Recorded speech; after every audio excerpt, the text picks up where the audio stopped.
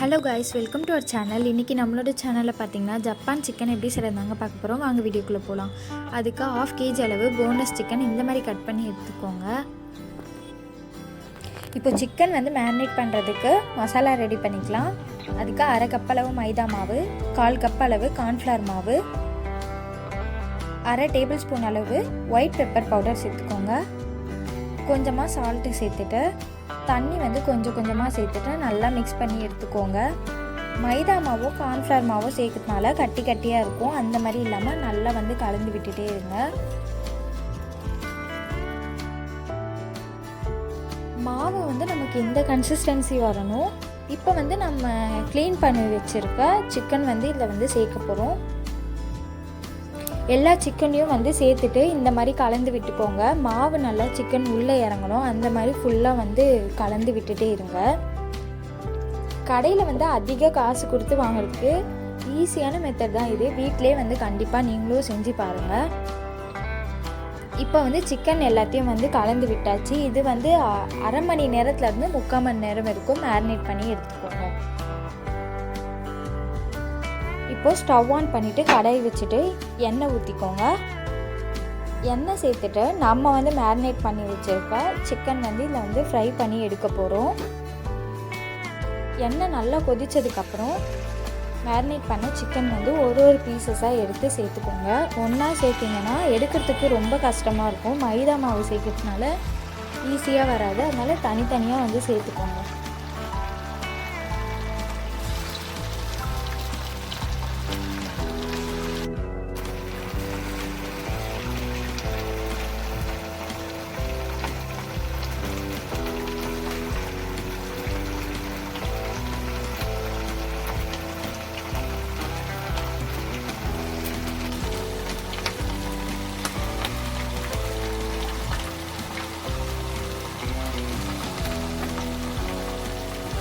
இப்போ சிக்கன் எல்லாமே நல்லா ஃப்ரை ஆகிட்டு இருக்குது. நமக்கு ஒரு கோல்டன் கலர் மாதிரி வரணும். லைட் கோல்டன் கலர் வந்தாலும் ஓகே தான்.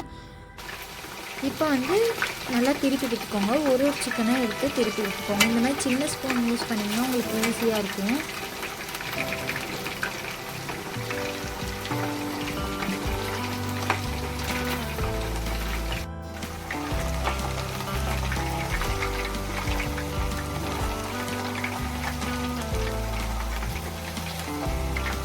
இப்போ பார்த்திங்கன்னா எல்லா சிக்கனையும் நம்ம திருப்பி எடுத்துக்கிட்டோம்.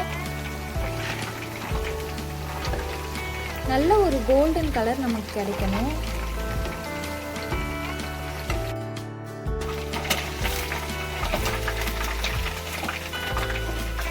இப்போ நல்லா ஃப்ரையான சிக்கன் எல்லாத்தையும் ஒரு பிளேட்டில் எடுத்து மாற்றி வச்சுக்கோங்க.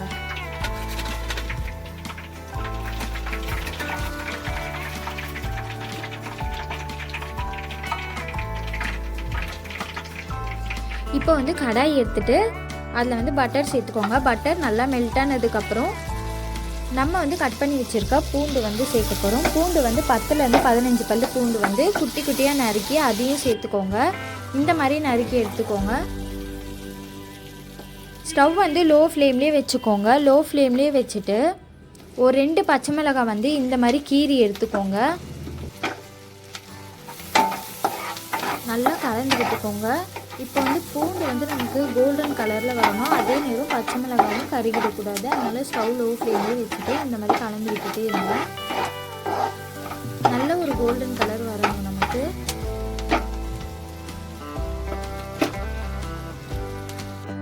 பார்த்தீங்கனாலே தெரியும், சூப்பராக கோல்டன் கலரில் வந்துச்சு. ஸ்டவ் லோ ஃப்ளேம்லேயே வச்சு செஞ்சுக்கோங்க. இப்போ பால் சேர்க்க போகிறோம்.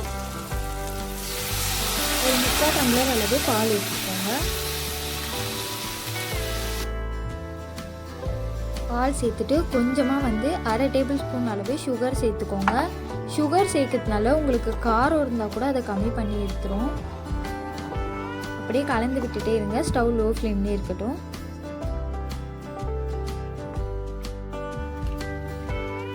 இப்போ பால் ஒரு கொதி வந்ததுக்கப்புறம் ஸ்டவ் லோ ஃப்ளேமில் வச்சுட்டு இந்த மாதிரி கலந்து விட்டுட்டே இருங்க.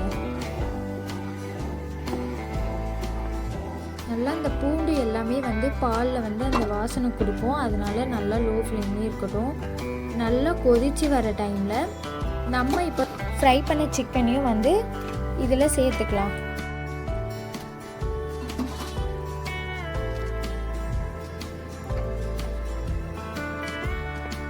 எல்லா சிக்கனும் வந்து சேர்த்துட்டோம். இப்போ வந்து கலந்து விட்டுக்கோங்க. நல்லா ஸ்டவ் லோ ஃப்ளேம்லேயே வச்சுட்டு நல்லா கலந்து விட்டுட்டே இருங்க.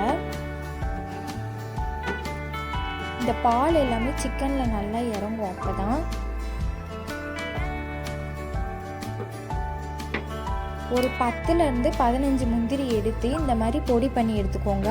அதையும் வந்து இதில் சேர்த்துக்கலாம். முந்திரி சேர்க்கறதுனால நல்லா திக்காக கிடைக்கும் நமக்கு. இப்போ நல்லா கலந்து விட்டுக்கோங்க. ஆல்மோஸ்ட் முடிஞ்சிச்சு நம்மளோட ப்ராசஸ் எல்லாம்.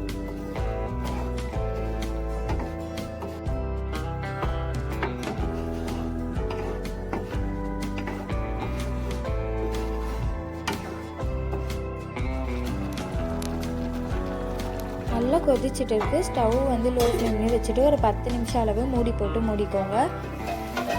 இப்போ பார்த்தீங்கன்னா நம்மளோட ஜப்பான் சிக்கன் சூப்பராக ரெடி ஆயிடுச்சு. கண்டிப்பாக இதே மாதிரியே நீங்களும் ட்ரை பண்ணி பாருங்கள். வாங்க இதை இப்போ சர்வ் பண்ணிடலாம்.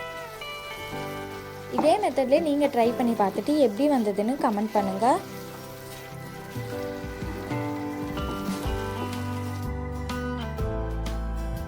நம்ம சேனல் இன்னும் நீங்கள் சப்ஸ்கிரைப் பண்ணலாம். மறக்காமல் சப்ஸ்கிரைப் பண்ணிவிட்டு பக்கத்தில் இருக்க பெல் ஐக்கானையும் கிளிக் பண்ணிக்கோங்க. Thank you so much.